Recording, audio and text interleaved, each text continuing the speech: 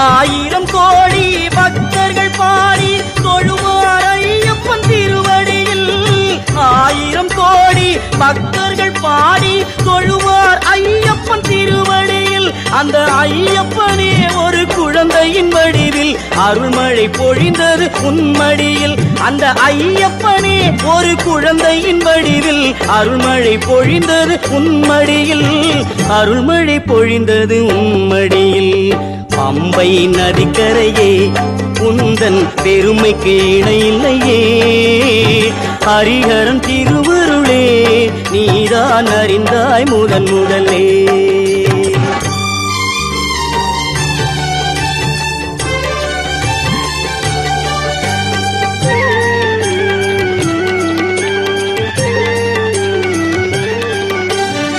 அடைக்கலம் என்ற